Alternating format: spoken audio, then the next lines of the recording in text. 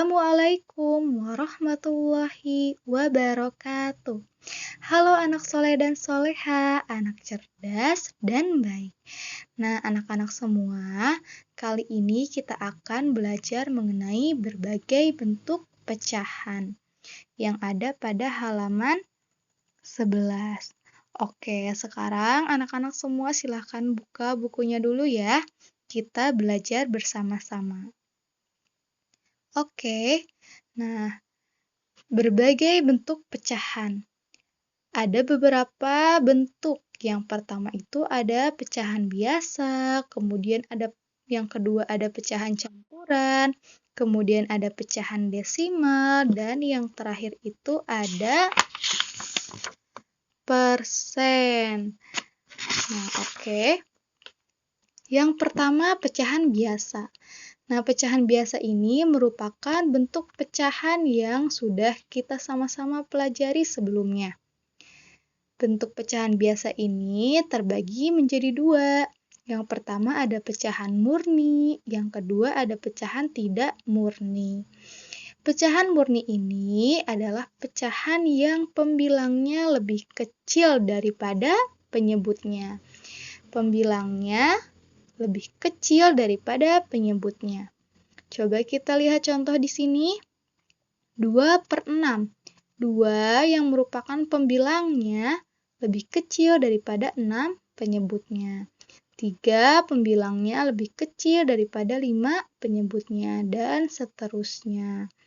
Contoh lain, misalkan di sini 7/12. 7 yang merupakan pembilangnya lebih kecil daripada 12 yang merupakan penyebutnya. Oke, anak-anak paham? Jika belum, nanti di pertemuan selanjutnya kita akan bahas bersama-sama ya. Oke, selanjutnya di sini ada pecahan tidak murni. Pecahan tidak murni ini adalah pecahan yang pembilangnya lebih besar daripada penyebutnya. Contohnya ada 5/3, 7/4. Kemudian ada 11/7, ada 12/10. Coba perhatikan di sini 5 pembilangnya lebih besar daripada 3 yang merupakan penyebutnya. 7 pembilangnya lebih besar daripada 4 penyebutnya. Dan seterusnya. 12 ini pembilangnya lebih besar daripada 10 penyebutnya.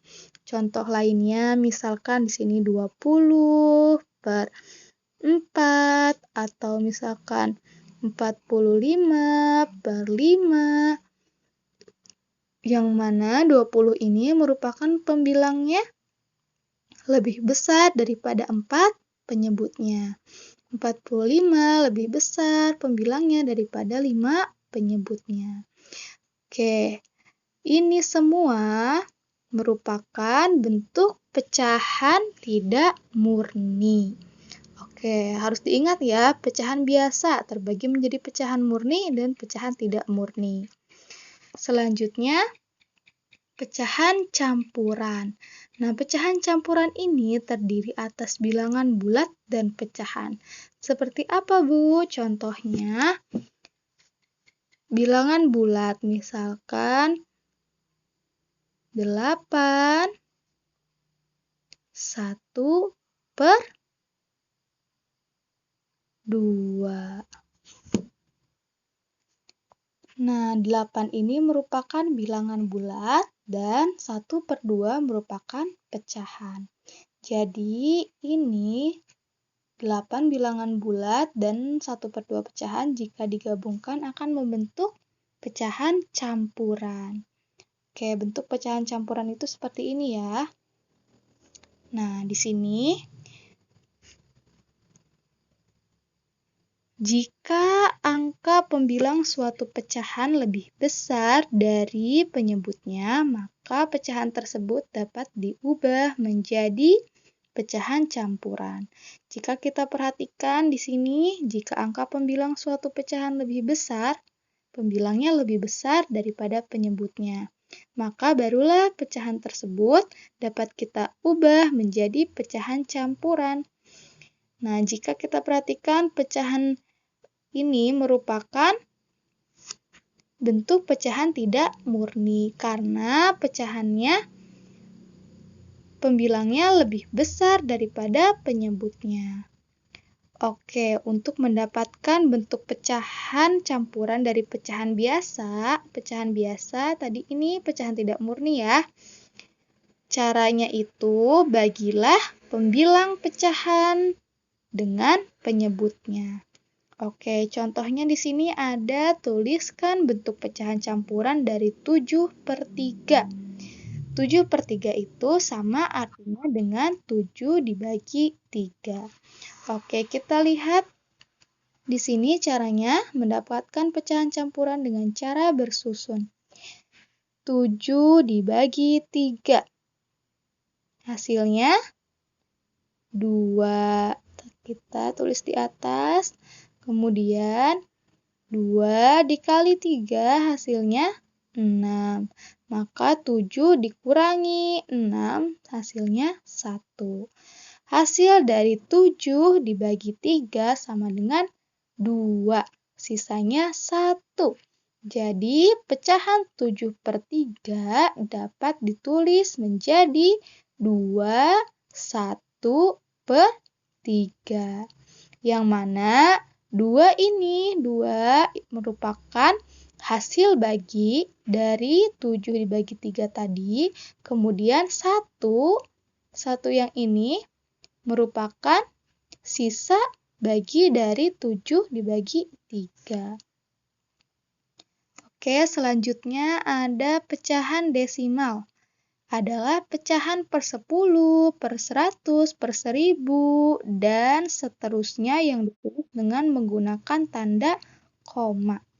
Tanda koma. Oke, di sini digarisbawahi ya. Yang ada tanda komanya merupakan pecahan desimal. Contohnya, misalkan di sini ada gambar. Perhatikan. Nah, kita hitung di sini baloknya ada berapa? Ada 10. Kemudian yang diarsirnya ada 3. Jadi, kita ubah menjadi bentuk pecahan biasa 3/10. Nah, 3/10 ini jika kita ubah menjadi pecahan desimal sama dengan 0,3. Oke, nah 0,3 ini merupakan bentuk pecahan desimal dengan satu angka di belakang koma. Satu angka di belakang koma ya, ini 3. Nah, angka 3 berada pada tempat persepuluhan. Bilangan 0,3 dibaca 0,3 atau 3/10 yang ini. Oke, sudah paham anak-anak? Oke, kalau belum, nanti di pertemuan selanjutnya kita akan bahas bersama-sama lagi ya. Oke, di sini kita lihat ada contoh selanjutnya. Gambar ini kita hitung dulu baloknya ada berapa. Kemudian jumlahkan ada 100. Yang diarsirnya ada 25. Jadi dirubah dalam bentuk pecahan biasa 25/100 sama dengan 0,25. Angka 0,25 ini merupakan bentuk pecahan desimal dengan 2 angka di belakang koma. 0,25. Angka di belakang komanya ada 2, yaitu angka 2 dan angka 5. Nah, angka 2 ini berada pada tempat persepuluhan. Angka 5 berada pada tempat perseratusan. Nah, bilangan 0,25 dibaca 0,25 atau 25/100 yang ini.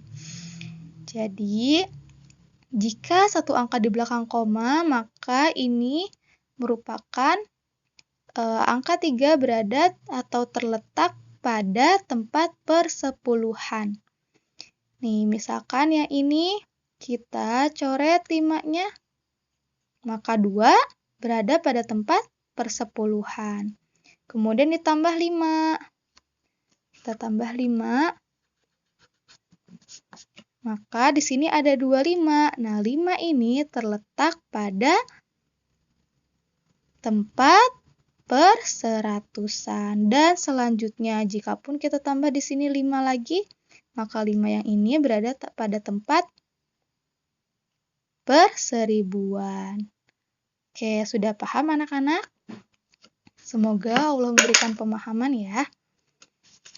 Selanjutnya yang terakhir di sini ada persen.